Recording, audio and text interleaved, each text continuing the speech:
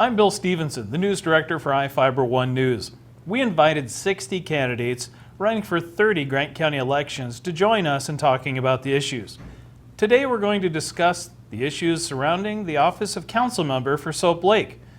Judith Tremayne has joined us to talk about the issues. Her opponent, Keith Haglund, didn't respond. Hi Judith, how are you? I'm fine, thank you.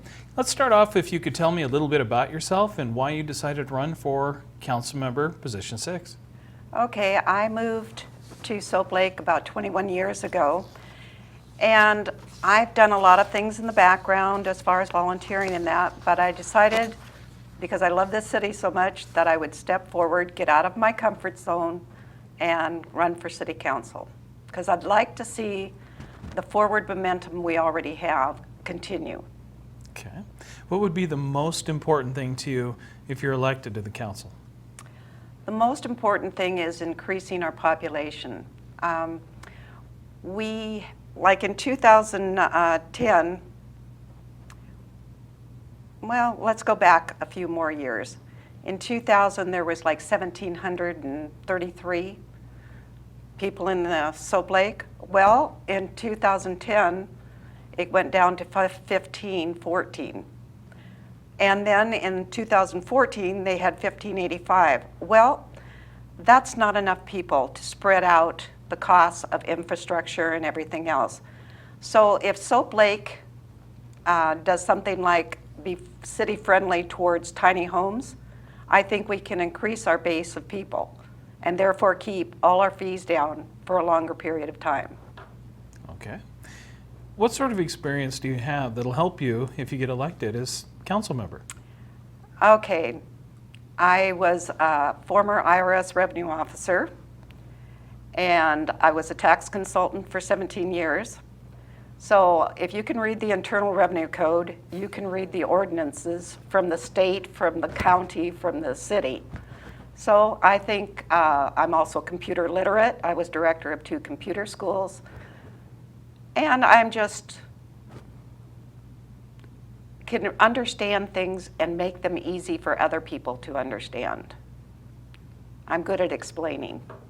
Well, great, because my next question, a little more important to the news service maybe than some elected officials, but it's important to the public as well.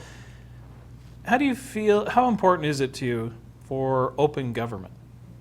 Very important. I think there should be transparency in government. I think a lot of things where confusion happens is when it's not explained well enough. If you have transparency, you have trust. And what makes a city strong is trust. Okay. How do you feel about the downtown revitalization project? Oh, I love it. I thought it was excellent. Well, if you think about it, they had to dig down. They found water pipes that were done in the 1930s. They were wooden and they had steel bands around them. Now we have new infrastructure plus a new street that it's absolutely amazing. So what do you think should be next as part of the revitalization project? I think that I've been attending city council meetings for a while, and they have different grants in the works for parks, for everything else. I'm kind of looking forward, you know, everybody poo-poos the idea of the lava lamp, okay? Mm-hmm. But if you mean the Target one, I'm not for that one. But if you need the one from Andrew Kovac, now it's exceptional. And it's all gonna be done privately. Private funding, no citizen from Soap Lake is going to be paying for it. It will bring people to the city. I mean, people go to see a giant ball of yarn, right? I mean, think about a 70-foot lava lamp looking out and everybody on Highway 17 is gonna be able to see it. I think they'll come, and I think that will help our businesses. It will help more people wanna live in our area because we are forward thinking. Now that's not gonna sit well with some citizens in Soap Lake, but I'm sorry, I like the lava lamp. All right.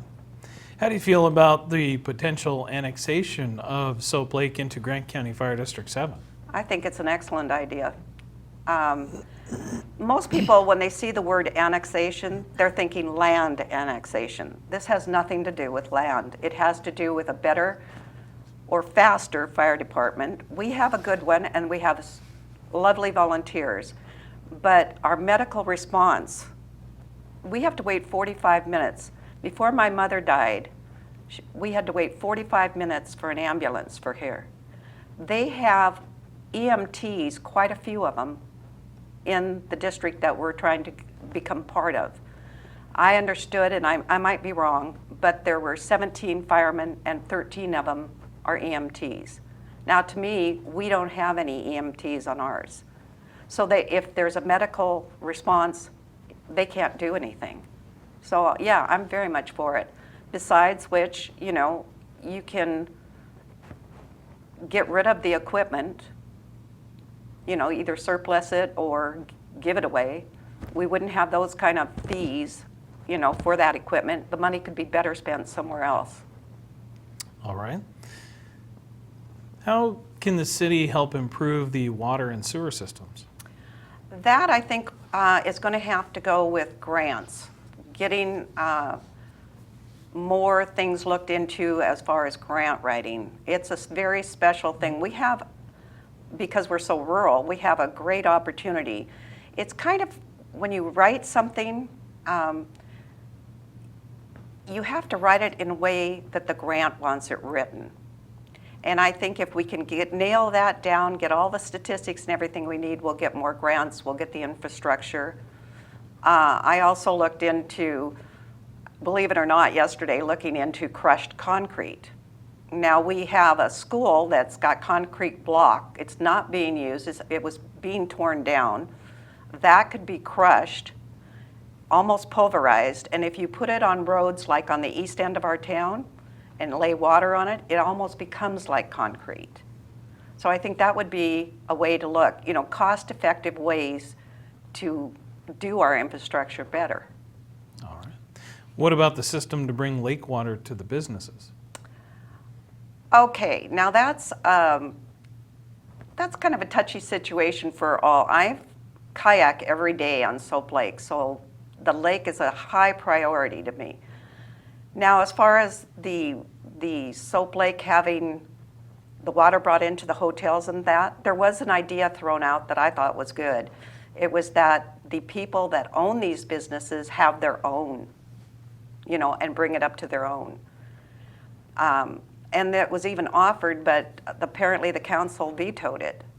I don't know all the particulars, but to me, if they want it, then pay for it. So how should the city council approach economic development for Soap Lake? There's a couple ways they can do that. For one, they can start being like our mayor, who's an ambassador for our city and goes to these different functions. I think the city council person should do it also. There's things that you can do on the internet that, that makes it viable. I'm the volunteer webmistress for the chamber for the last 15 years. So anything we do in town is put on the chamber site. So that's soapLakeCoc.org, if you're interested. Another area that we've been asking candidates about improvement is the police department. Do you see any ways that you could help the police department improve? Yes, we have an excellent one. They're very dedicated and hardworking. We need to get more people. We need to get, when I came to town, I think there were 5. I think we're down to 3 because of the finances and everything. Well, you can go for reserve officers. My father was a reserve officer for 27 years in Everett. He was dedicated. They're just as good as police officers. They could help. Getting them training, because if they want a career as a policeman or as a sheriff deputy, then that experience helps them. I would like to see our force back up to 5 people.